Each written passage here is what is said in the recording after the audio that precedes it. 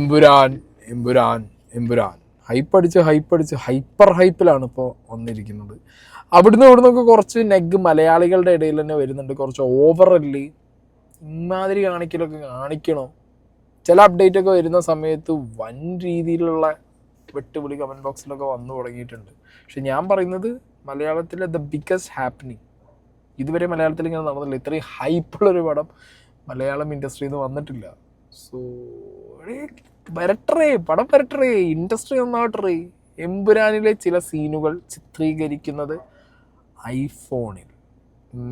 ഇതിനിടയിലൊക്കെ എന്തു തള്ള പൃഥ്വിരാജ് എന്നൊക്കെയാണ് കമൻസ് വന്നിട്ടുള്ളത്. എന്ത് ഐഫോണിൽ ചിത്രീകരിച്ചുകൂടെ ഒരു പടം? ഐഫോണിലെടുത്ത എത്ര സിനിമാസ് നമ്മൾ യൂട്യൂബിൽ കാണാറുണ്ട് അല്ലേ? ഐഫോൺ മെയ്ഡ് സിനിമാസ് എന്ന് പറഞ്ഞിട്ട്. ഐഫോണിൻ്റെ camera is the one of the best camera അല്ലേ സ്മാർട്ട് ഫോണിലെ. സോ അതിലൊരു പടത്തിൻ്റെ ഒരു പോർഷൻ മേ ബി അവർക്ക് ഷൂട്ട് ചെയ്യാം. അങ്ങനെ ഷൂട്ട് ചെയ്യാൻ പറ്റില്ല, അങ്ങനെ എങ്ങനെയുണ്ടാ? ഇല്ലല്ലോ. ഇതിൻ്റെ ടെക്നിക്കാലിറ്റീസ് ഒക്കെ പറയണമെങ്കിൽ ഷസാമോ ഉണ്ണിയൊക്കെ വന്ന് പറയണം, അല്ലെങ്കിൽ FRK പറയണം. അവരൊക്കെയാണ് ഈ ക്യാമറ റിലേറ്റഡ് ആയിട്ടുള്ള പരിപാടികൾ, ഫോൺ റിലേറ്റഡ് ആയിട്ടുള്ള പരിപാടികൾ. സിനിമയിൽ തന്നെ ക്യാമറ, ഐഫോൺ ക്യാമറ ഉപയോഗിക്കാൻ പറ്റുമോ എന്നുള്ളതിനെക്കുറിച്ച് അവർ ഡീറ്റെയിൽ ആയിട്ട് പറഞ്ഞു കഴിഞ്ഞാൽ ഇറ്റ്സ് വെൽ ആൻഡ് ഗുഡ്. എന്നാണെങ്കിലും ഞാനൊരിക്കലും ഇത് തള്ളാണെന്ന് വിചാരിക്കില്ല. ഇത് തള്ളാവാൻ ഒരു വഴി ഞാൻ കാണുന്നില്ല. ഓക്കെ, ഇതിൽ ചോദ്യം വന്നത് ട്രെയിലറിലെ കുറച്ച് വൈഡ് ആംഗിൾ ഷോട്ട്സിനെ കുറിച്ചാണ്. സോ അതിൽ ഉപയോഗിച്ച കുറേ ക്യാമറാസിൻ്റെ പേരും ഗാഡ്ജറ്റ്സിൻ്റെ പേരും പറഞ്ഞപ്പോഴാണ് ഐഫോണിനെ കുറിച്ച് പൃഥ്വിരാജ് എടുത്ത് പറഞ്ഞത്. ഓക്കെ, എന്താണ് ഹൈദരാബാദിൽ നടന്ന പ്രമോഷൻ, അതിനകത്തുള്ള കുറച്ച് ചൊറി questions from the Hyderabad media. ഇതൊക്കെയാണ് നമ്മുടെ ഈ ഒരു കോണ്ടന്റിൻ്റെ ബേസിക് സാധനങ്ങൾ. പിന്നെ കർണാടകയിൽ കുറേ ബോയ്ക്കോട്ട് ക്യാമ്പയിൻ തുടങ്ങിയിട്ടുണ്ട്. അത് ഈ ലാംഗ്വേജ് ബേസ്ഡ് സാധനം തന്നെയാണ്. അത് തന്നെയാണ് ഹൈദരാബാദിലും സംഭവിച്ചത്. അവിടെ ഉള്ളൊരു പത്രപ്രവർത്തക ചോദിച്ചതും ഇതേ ലാംഗ്വേജ് സാധനമാണ്. ഈ കന്നഡ, തെലുങ്കു, ഒരു പരിധിവരെ തമിഴ്, അവർക്കൊക്കെ ഒരു സാധനമുണ്ട്. മലയാളികൾക്ക് ഇല്ലാത്തൊരു സാധനമാണ് നമ്മ കന്നഡ, നമ്മ തെലുങ്കു. ആ ഒരു സാധനം മലയാളികൾക്ക് ഇല്ല. നമ്മൾ എന്ത് സാധനം വന്നാലും, വിജയ് വന്നാലും, അല്ലു അർജുൻ വന്നാലും, നാളെ പ്രഭാസ് വന്നാലും, ഷാറൂഖ് ഖാൻ വന്നാലും, ആര് വന്നാലും ഈ ഇന്ത്യക്കകത്തുനിന്ന് വരുന്നവരല്ലേ ഇതൊക്കെ ഇന്ത്യൻ സിനിമ അല്ലേ എന്ന് പറഞ്ഞാൽ ആക്സെപ്റ്റ് ചെയ്യുന്ന ആളുകളാണ് നമ്മൾ. പക്ഷേ അവരങ്ങനെയല്ല. ഓക്കെ, അവർക്ക് കുറച്ചും കൂടി ഈ എന്താ പറയുക, ഈ അവരുടെ നാടിൻ്റെ ഭാഷയുടെ സ്പിരിറ്റിലേഷൻ കൂടുതലാണ് അവർക്ക്. ഓക്കെ, അപ്പം എന്താണെങ്കിലും നമുക്ക് ആ പ്രമോഷൻ, ഹൈദരാബാദ് പ്രമോഷൻ ബേസ്ഡുള്ള കുറച്ച് സാധനങ്ങൾ നോക്കാം. So thank you for the confidence, and thank you for why I'm saying thank you is because it takes people like Dil Raju Garu to really understand that this film is not just another film from our industry. This is a project where the entire Malayalam film industry is aspiring to really push our boundaries. We have not tried something like this before, so we really hope that this is the beginning of a lot of things for us. Actually ഇത് പറയുന്നത് പൃഥ്വിരാജ് ഇങ്ങനെ ബാക്കിയുള്ളവർ കേൾക്കുന്ന സമയത്ത് എന്ത് തള്ള, ഇവ cinema ഉണ്ടാക്കി വെച്ചിട്ട് ഇത് മലയാള സിനിമ ഇനി ഇതിൽ നിന്ന് ബിൽഡ് ചെയ്യും, അല്ലെങ്കിൽ ഇതിൽ നിന്ന് ആസ്പയർ ചെയ്തിട്ട് ഇനി വലിയ വലിയ പ്രൊജക്റ്റുകൾ അല്ലേന്ന് ചോദിക്കുന്നത്. ഇത്ര കാലം ആരും ഉണ്ടായിരുന്നില്ലല്ലോ ഇത്രയും വലിയൊരു പ്രൊജക്റ്റ് എടുത്തു വന്ന് കൊണ്ടുവന്ന് ചെയ്തിട്ട് പോകാൻ. ഇവിടെ എത്രയോ വലിയ വലിയ പ്രൊഡ്യൂസേഴ്സ് ഉണ്ട്, നടന്മാരുണ്ട്, ഡയറക്ടേഴ്സ് ഉണ്ട്. അവർക്ക് ആർക്കും ഇല്ലാത്തൊരു ഒരു ഇന്നർ ഗട്ട് ഫീലിംഗ് ഉണ്ടാവുമല്ലോ, ഒരു സാധനം ഉണ്ടാവുമല്ലോ, അത് ചെയ്യാൻ പറ്റും. അത് അവനവൻ്റെ വർക്കിൻ്റെ മുകളിലും അവനവൻ്റെ കയ്യിലിരിക്കുന്ന ആ ഒരു ഐറ്റം ഉണ്ട്. ഓക്കെ, അതിൻ്റെ ഒരു കോർ കോണ്ടൻറ്റ്, അതിൻ്റെ മുകളിലൊരു ധൈര്യം കൊണ്ടാണല്ലോ ഇത്രയും പൈസയും മുടക്കിയിട്ട് ഈ സാധനം എടുക്കാനുള്ളൊരു ധൈര്യം കാണിച്ചത്. സോ അതുകൊണ്ട് പറയുന്നതാണ്. നിങ്ങൾ ആലോചിച്ച് നോക്കുക, നമ്മളെ അടുത്ത കാലത്തൊക്കെ ആയിട്ടാണ് ഇങ്ങനെ കണ്ടു തുടങ്ങിയത്. സാധാരണ നമ്മളെ ഇങ്ങോട്ടാണ് ആര് വരിക? സൂര്യ വരും, വിക്രം വരും, വിജയ് വരും, അമീർ ഖാൻ വരും, ഷാറൂഖ് ഖാൻ വരില്ല, ബാക്കി ഇവരൊക്കെ വന്നിട്ട് അവരുടെ സിനിമകൾ, അവരുടെ ഇൻഡസ്ട്രിയിലെ സിനിമകൾ നമ്മളെ ഭാഷയിലേക്ക് ഡബ് ചെയ്ത്, മലയാളത്തിലേക്ക് ഡബ് ചെയ്ത് കൊണ്ടുവന്നിട്ട് ഇവിടെ മീഡിയാസിനെയൊക്കെ അഡ്രസ്സ് ചെയ്തിട്ട് പ്രൊമോഷൻസ് കൊടുത്തു പോകുന്നത് നമ്മൾ കണ്ടിട്ടുണ്ട്. ഇപ്പം റീസെൻ്റ്ലി ആണ് നമ്മൾ മേ ബി ഒരു പരിധി വരെ നമ്മുടെ പ്രേമലു ഇതേപോലെ ഹിറ്റായതിനു ശേഷമാണ് അവർ അങ്ങോട്ട് പോകുന്നത്. ഓക്കെ, ഇറങ്ങുന്നതിന് മുമ്പുള്ള പ്രൊമോഷൻ, പ്രീ പ്രൊമോഷൻ അല്ല, ഇറങ്ങിക്കഴിഞ്ഞ് സാധനം ഹിറ്റടിച്ചപ്പോഴാണ് അവർ തെലുങ്കാനയും ഹൈദരാബാദും ഒക്കെ ആയിട്ട് അങ്ങനെ പോയിട്ടുള്ളത്. ഈവൻ നമ്മളെ അങ്ങനത്തെ കുറേ സിനിമകൾ മാർക്കോ ആണെന്നുണ്ടെങ്കിലും ഹിറ്റടിച്ചതിന് ശേഷമാണ് എന്ത് ചെയ്തത്, അവർ നോർത്തിലൊക്കെ പോയിട്ട് കുറേ ഇൻ്റർവ്യൂസും കാര്യങ്ങളൊക്കെ കൊടുത്തത്. ഒരു സിനിമ ഇറങ്ങുന്നതിന് മുമ്പ് ഓക്കെ ഇങ്ങനത്തെ ഒരു എല്ലാ ലാംഗ്വേജിലും ചെന്ന് എല്ലാ മീഡിയനെയും അഡ്രസ്സ് ചെയ്ത് അങ്ങനത്തെ ഒരു വൈഡ് സാധനം മലയാള സിനിമയ്ക്ക് ആദ്യമായിട്ടല്ലേ. ഞാൻ കാണുന്ന at least this is for the first time. എനിക്കറിയില്ല എൻ്റെ ഓർമ്മയിൽ ഇനി വേറെ ഏതെങ്കിലും സിനിമകളും ചെയ്തിട്ടുണ്ടോ, കാരണം എൻ്റെ ഓർമ്മയിലില്ല ഇതാണ് ആദ്യത്തെ സിനിമ ഞാൻ കാണുന്നത്. ഇങ്ങനെ വൈഡായിട്ട് അവിടുന്ന് ഇവിടെ ആൾക്കാർ വന്ന് ചെയ്യുന്ന പോലെ നമ്മൾ ഇവിടുന്ന് അവിടെ പോയി ചെയ്യണം. അവർ ഇൻഡസ്ട്രീൻ്റെ മുന്നിൽ ചെന്നിട്ട് അവരുടെ നാട്ടിൽ നിന്ന് നമ്മളത് പ്രൊമോട്ട് ചെയ്യണം. സോ ഒരു ബിഗ് അച്ചീവ്മെൻ്റ് ആണ് ആ സാധനം. ഓക്കെ, അപ്പോൾ ഇതിന് കുറേ ആൾക്കാർ ഇങ്ങനെ ചൊറിഞ്ഞ് കമൻറ്റ് ബോക്സിൽ പറയുന്നത് കേട്ടു, നിൻ്റെ സിനിമ നീ തള്ളിയാൽ മതി, മലയാള സിനിമേൻ്റെ മൊത്തം എന്ന് പറഞ്ഞാൽ നീ എടുത്ത് തള്ളാൻ നിൽക്കണ്ട. ആക്ച്വലി ഇത് മലയാള സിനിമേൻ്റെ മൊത്തം ഗ്രോത്തിനെയാണ് കാണിക്കുന്നത്, നമ്മുടെ നെക്സ്റ്റ് ഫേസ് ആണ് കാണിക്കാൻ പോകുന്നത്. ഓക്കെ, ഞാനിത് അങ്ങനെയാണ് കാണുന്നത്. Telugu industry is supposed to be the best industry in the country. Yeah. The kind of respect you are showing to the cinema, to the artists, that's amazing. Because this is my 47th year in movies. I had the chance of meeting great actors. I had the chance of working with even Nageshwar Rao sir. So we love industry. And in Kerala, we watch all kind of films, like Tamil films we watch, Telugu films we watch, Hindi. Now the habit should change. People should watch our films also. Like, so luckily in the past couple of years, we have the capacity to make dub the films into Tamil, Telugu because of OTT also. Long back, couple of my films were dubbed in Telugu, like Yotha, so many films. And so many films of mine, they were remade in Telugu. Now things changed. Even Kerala can... Sorry? Yeah. So many films. Now we are capable of making films for you also. Like, you should come and watch our films. എന്തായാലും നിങ്ങളൊന്ന് ആലോചിച്ച് നോക്കൂ, ലാലേട്ടൻ ഇത്ര കാലത്തെ journey. Okay, ലാലേട്ടൻ്റെ ഒരു journey ഇത്ര വർഷങ്ങളായി മലയാളം ഫിലിം ഇൻഡസ്ട്രിയിൽ. ഈ ഒരു സിനിമയും കൊണ്ട് അങ്ങേക്ക് പോകാൻ പറ്റി ഇത്രയും വർഷങ്ങൾക്കിടയിൽ. ഇപ്പോഴാണ് ഇപ്പോഴാണ് ഞാൻ ഫീൽ ചെയ്യുന്നത്, ഇപ്പോഴാണ് കേപ്പബിൾ ആയത്. അതാണ് സത്യം, അതാണ് അതിൻ്റെ വാക്ക്. മലയാള സിനിമയിൽ ലാലേട്ടനും പൃഥ്വിരാജൊക്കെ ചെന്നിട്ട് ബാക്കിയുള്ള ലാംഗ്വേജിൽ ഇതാണ് ഞങ്ങൾ നിങ്ങൾക്ക് തരുന്ന മലയാളം സിനിമ, ഇത് നിങ്ങളുടെ ഭാഷയിൽ തന്നെ ഞങ്ങൾ ഡബ് ചെയ്ത് തരുന്നു എന്ന് പറയുന്നത് ഭയങ്കര അച്ചീവ്മെൻ്റാണ് ഈ സാധനം, പറയാതിരിക്കാൻ വയ്യ. മനസ്സിലായോ? ഇത് ശരിക്കും ഗൂസ് ബംസ് ആണ് ഉള്ള കാര്യം പറയാമല്ലോ. കാരണം നമുക്ക് ചെയ്യാൻ പറ്റി. എപ്പോഴും ഉള്ളൊരു വിഷയം എന്ന് പറഞ്ഞു കഴിഞ്ഞാൽ മലയാള സിനിമ കണ്ടൻറ്റുള്ള സിനിമകളാണ്. മലയാള സിനിമയിൽ വലിയ ബഡ്ജറ്റൊന്നും വേണ്ട, കണ്ടൻറ്റ് മാത്രമാണ്, അങ്ങനെ ഇങ്ങനെ ഇതൊക്കെ പറഞ്ഞു പോകുമ്പോൾ ഇപ്പോൾ റീസെൻ്റ്ലി പ്രേമലു ആണെന്നുണ്ടെങ്കിലും മഞ്ഞുമൽ ബോയ്സ് ആണെന്നുണ്ടെങ്കിലും ആർക്കോ ആണെന്നുണ്ടെങ്കിലും ഒക്കെ ബാക്കി ഇൻഡസ്ട്രീന് മുകളിൽ തുറന്ന് സാധനം. ഇവിടെ നിന്ന് അങ്ങോട്ട് പോകാൻ തുടങ്ങി, അവിടെ നിന്ന് ഇങ്ങോട്ട് വരുന്ന മാതിരി ഇവിടെ നിന്ന് അങ്ങോട്ട് പോകാൻ തുടങ്ങി. അതൊരു ഭയങ്കര സംഭവമാണ്. അത് ശരിക്കും നമ്മൾ രണ്ട് കൈയും നീട്ടി നമ്മൾ അവരെ ആക്സെപ്റ്റ് ചെയ്യുന്ന പോലെ അവർ നമ്മളെ ആക്സെപ്റ്റ് ചെയ്യുക എന്നുള്ളൊരു സാധനവും നമ്മുടെ മനസ്സിൽ. പക്ഷെ ഇവന്മാരൊക്കെ ചില സ്കീമിൽ എല്ലാവരും അടിപൊളിയാണ്, പക്ഷെ ചില ആളുകൾക്ക് അത്ര ചൊറിയും. ഇപ്പോൾ ലാലേട്ടനൊക്കെ എത്ര റെസ്പെക്ട്ഫുള്ളായിട്ട് സംസാരിച്ചാൽ ഞങ്ങളുടെ സിനിമ നിങ്ങൾ കാണൂ എന്നുള്ള റിക്വസ്റ്റാണ് പറയുന്നത്. എന്നാലും ചൊറി വിടാത്ത കുറേ ആൾക്കാരുണ്ട്. Yes, yeah. Actually, Malayalam films are based on content. Yeah. They are not very much particular. They are not particular about the budget. But this film is based on budget. No. Is concerned. No, not at all. This is also based on content only. Okay. Yeah. The content is expensive, that's all. But the last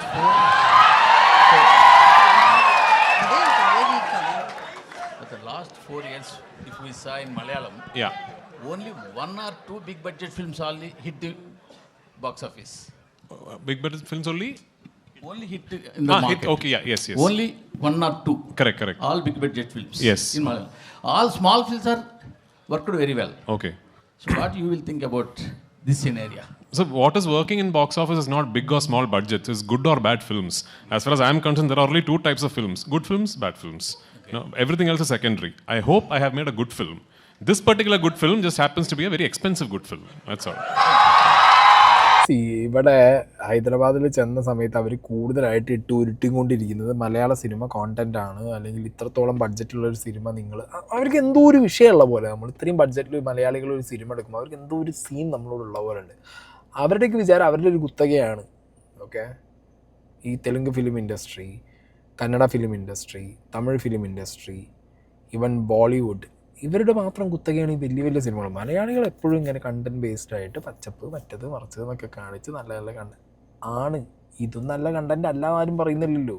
ഇത് കുറച്ച് budget കൂടി നല്ല content ഉള്ള cinema, അതാണ് പൃഥ്വിരാജ് പറയുന്നത്. ഇവിടെ massive സ്റ്റോറിയുടെ ഇവന്മാർക്ക് ഒന്നും പറയാനില്ല. കാരണം ഇനിയുള്ള ചോദ്യങ്ങളൊക്കെ നിങ്ങൾ കേൾക്കണം. ഭീകര ചൊറി. അവരവിടെ ഇരുന്ന് ആ ദിൽരാജുവിന് അല്ലെങ്കിലേ ചൊറിയുന്നുണ്ട്, മറ്റേ ഗെയിം ചേഞ്ചറിൻ്റെ പേരും പറഞ്ഞിട്ട്. അയാൾക്ക് കുറച്ച് ഹെയ്റ്റ് ഉണ്ട്, അത് അവിടെ നിന്ന് ഇങ്ങോട്ട് വാരി അടിക്കുക പോകുന്നുണ്ട്. అయితే ఇప్పుడు తెలుగులో పెద్ద బ్యానర్స్ నుంచి మ్యాడ్ కావచ్చు, రాబిన్ హుడ్ కూడా వస్తుంది. సో మలయాళ సినిమాకి థియేటర్లు ఎక్కువిచ్చే అవకాశాలు, హౌస్ఫుల్లు కూడా నడుస్తున్నాయి. సో అవకాశం ఉంది. ఒక తెలుగు పర్సన్గా మీరు మలయాళ సినిమాకి ఎక్కువ స్కోప్ ఇచ్చే అవకాశం మళ్ళీ అదే ఉంది అని మలయాళం ఇప్పుడు అలా అడిగితే మలయాళం తెలుగు అని సపరేట్ చేస్తారు. ఈరోజు గ్లోబల్ సినిమా Correct. ఎక్కడ బాగుంటే అక్కడ చూస్తారు. No. In my conversation, I told that we have the habit of accepting films from all over the state. Please try and watch my film. Madam, ലാലേട്ടൻ ഇങ്ങനെ ഒറ്റ ഡൗൺ ടു എർത്ത് ആയിട്ട് വന്നിരുന്നെങ്കിൽ ഒരു കാര്യം പറയും. അതാണ് ഇപ്പം കണ്ടത്. അവിടെ ഇരിക്കുന്ന മാഡത്തിന് അത് ഭീകര ചൊറിച്ചിലാണ്. തെലുങ്ക് സിനിമകളുണ്ടല്ലോ, ഓക്കെ, തെലുങ്കിൽ തന്നെ കുറച്ച് സിനിമകൾ, വലിയ സിനിമകൾ റിലീസ് ആവുന്നുണ്ട്, ഓക്കെ. അപ്പം നിങ്ങളെന്തിനാണ് ഒരു മലയാള സിനിമയ്ക്ക് കൂടുതൽ തിയേറ്റർ കൊടുക്കുന്നത്, കൂടുതൽ ഷോ കൊടുക്കുന്നത്? അല്ലെങ്കിൽ മലയാള സിനിമയെ നിങ്ങൾ എന്തിനു കൂടുതൽ സപ്പോർട്ട് ചെയ്ത് പ്രൊമോട്ട് ചെയ്യുന്നു? ബാക്കി നിങ്ങളുടെ ലാംഗ്വേജിൽ തെലുങ്കിൽ തന്നെയുള്ള കുറേ സിനിമകൾ ഇതേ ടൈമിൽ വരുന്നുണ്ടല്ലോ, മനസ്സിലായി? അതാണ്, അതായത് 1-2 തെലുങ്ക് സിനിമകൾ വരുന്നുണ്ട് ആ ടൈമിൽ, നമ്മളെ ഈ എമ്പുരാൻ്റെ റിലീസിൻ്റെ ടൈമിൽ. സോ അതുകൊണ്ടായിരിക്കണം അവർക്ക് ആ ഒരു സാധനം ഉണ്ട്. അവരുടെ നാട്ടിൽ, അവരുടെ റീജിയനിലുള്ള, അവരുടെ ഭാഷയിലുള്ള സിനിമകൾക്ക് കൊടുക്കേണ്ട ഒരു ഇമ്പോർട്ടൻസ് കൊടുത്തേ പറ്റൂ. അത് കഴിഞ്ഞിട്ട് മതി അന്യഭാഷീയ ചിത്രങ്ങൾക്ക്. മലയാളികൾ നമ്മൾ ഉൾട്ടയാണല്ലോ. ലാലേട്ടൻ പറഞ്ഞ പോലെ നമുക്കിത് മൊത്തം എന്ന് പറഞ്ഞു കഴിഞ്ഞാൽ ഗ്ലോബൽ സിനിമ എന്നുള്ളൊരു ലെവലിലാണ് നമ്മൾ കാണുന്നത്. നമുക്ക് എന്ത് വന്നാലും നമ്മൾ ആക്സെപ്റ്റ് ചെയ്യും, മനസ്സിലായി? നമ്മൾ അതിൻ്റെ ഒറിജിനൽ ലാംഗ്വേജ്, നമുക്ക് ഡബ്ഡ് വേർഷൻ ഇല്ലെങ്കിൽ പോലും ഒരു സിനിമ അവിടെ തെലുങ്കിൽ ഭയങ്കര ഹിറ്റായി, അത് മലയാളത്തിലില്ല, നമ്മളെ തെലുങ്ക് വേർഷൻ നമ്മൾ കയറി കാണും. പക്ഷെ ഇവരൊന്നും അങ്ങനെയല്ല. ഒക്കെ ഞാൻ പറയുന്നത് എല്ലാവരും എന്നല്ല, ചില ആളുകൾ കാണുന്നുണ്ട്, ബട്ട് മെജോറിറ്റി ആളുകളും അങ്ങനെയല്ല. അവർക്ക് ആ സാധനം ആ പ്ലേറ്റിൽ അങ്ങനെ അവരുടെ ഭാഷയെ കിട്ടണം. പിന്നെ ഇങ്ങനത്തെ കുറേ നമ്മളിവിടുത്തെ പത്രമാധ്യമങ്ങളെ പോലെയല്ല. ഓക്കെ, ലാലേട്ടനെയും പൃഥ്വിരാജിനെയും കണ്ടു കഴിഞ്ഞാലോ അല്ലെങ്കിൽ ഇനി ഏതെങ്കിലും വേറെ അവരുടെ സ്റ്റാർസിനെ കണ്ടു കഴിഞ്ഞാൽ തന്നെ അവരെന്ത് ചെയ്യുന്നറിയാം, ചൊറി ഇട്ടുകൊണ്ടേയിരിക്കും. അതേ ചൊറി കൂടിയും വാരി അറിയും. Madam, I distributed Salar in Kerala. Prithviraj Productions distributed KGF 2 in Kerala. So, See, I only went to for the release of Pushpa. yeah. This is a beautiful fraternity. Let us meet together and let us create beautiful movies. Mohanlal ആ പെണ്ണുമ്പിളക്ക് 2 make ബിലീഫും കൂടി എറിഞ്ഞു കൊടുത്താൽ മതി ലാലേട്ടൻ. അല്ലെങ്കിൽ മറ്റേ dialogue ചോദിക്കുകയായിരുന്നു, editing അറിയോ നിനക്ക്, എന്നിട്ടല്ലേ നീ വർത്താനം പറയേണ്ടത്. തെലുങ്കായി പോയി, മലയാളത്തിലാണെങ്കിൽ ലാലേട്ടൻ പൊരിച്ചിട്ടുണ്ടാവും. ബാക്കി കേൾക്കാം. sir. Actually, have you seen Aadu Jeevitham, Prithviraju sir's Aadu Jeevitham? What a question. And, no. Do you like Prithviraju sir as a actor or as a director? I like Prithviraj as a person. Sir, Prithviraju sir. എടാ, ചേച്ചിക്ക് വേണ്ടിയില്ലാതായിപ്പോയി. ലാലേട്ടൻ എന്താ പറയുക, ലാലേട്ടൻ സംഗതി വളരെ slow ആയിട്ട്, calm and quiet ആയിട്ട്, അല്ലെങ്കിൽ ഭയങ്കര ഹംബിളായിട്ട്, ഡൗൺ ടു എർത്ത് ആയിട്ട് കാര്യങ്ങൾ പറയുന്നുണ്ടെങ്കിലും ആപ്പ് വെക്കേണ്ടടുത്ത് ആപ്പ് വയ്ക്കും അണ്ണൻ. So, like I said, at least for us in Kerala, we have never really tried something like this. And from the very beginning, I was very, very keen that I will not make this a studio film. This is not a film shot against green mats or inside studios. I was very keen that I will go to real locations and film everything for real. There is very little CGI in the film. All the explosions and the choppers and everything that you see in the film are all real. Which then meant that I had to travel around the world for almost 2 years to sort of finalize the locations where I could shoot this film. Like say, for example, we went to the US.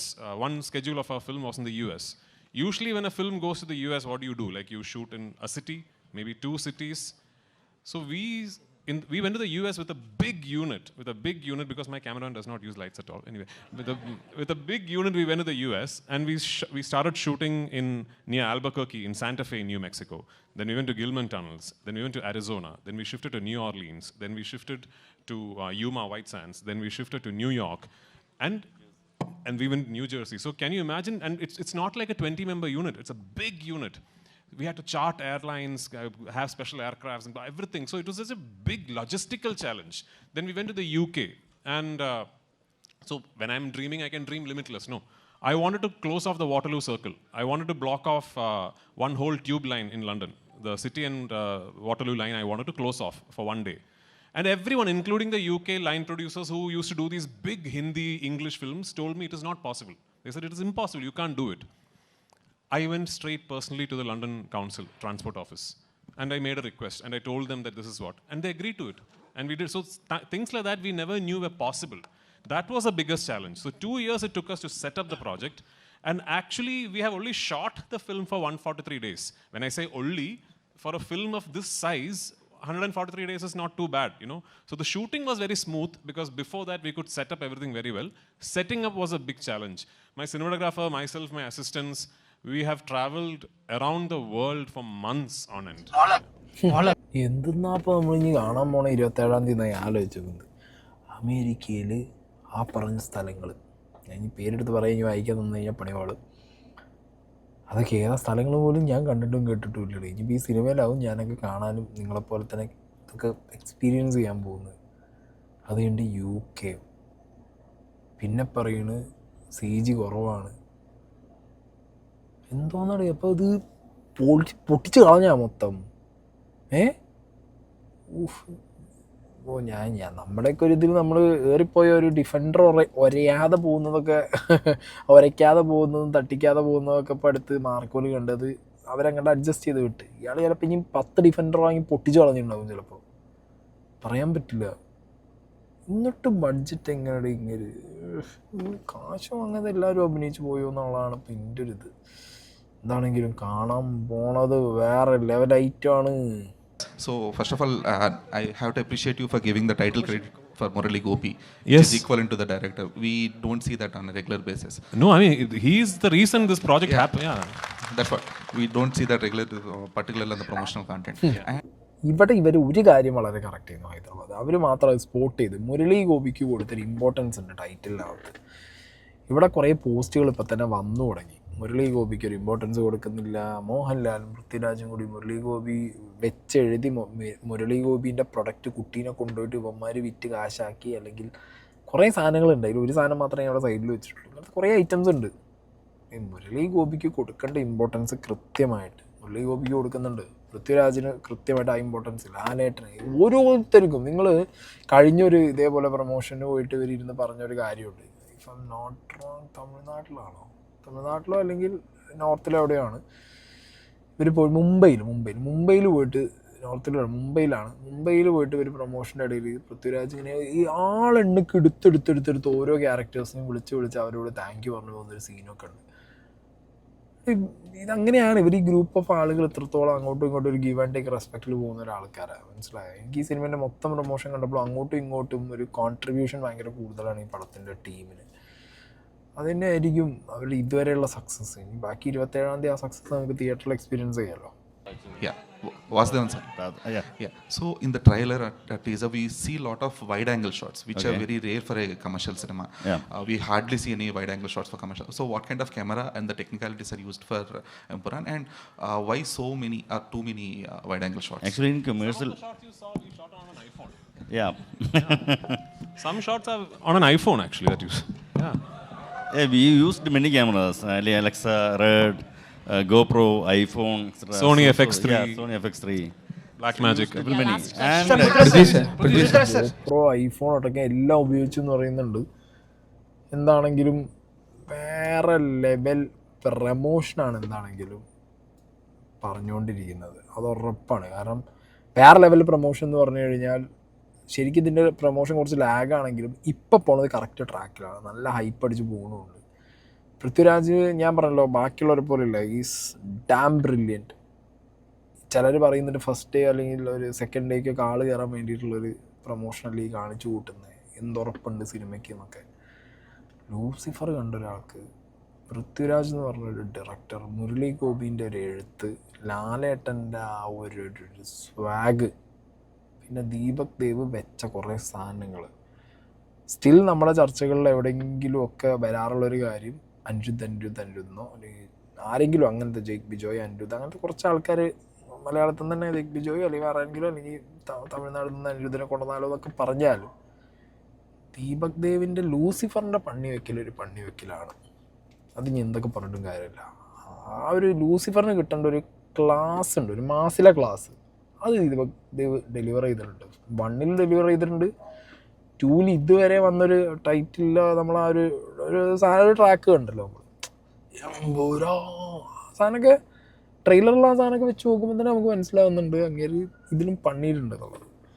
So എന്താണെങ്കിലും ഒരു total package ആവട്ടെ എമ്പുരാൻ. ഇനി updates കണ്ടിട്ട് രോമൻ നീച്ചിരുന്നു. രാത്രിയൊക്കെ ഉറക്കം പോവാണ് എമ്പുരാൻ്റെ കാരണം കൊണ്ട് അല്ലേ. 27-ാം തീയതി കാത്തിരിപ്പന്നെ കാത്തിരിപ്പ്.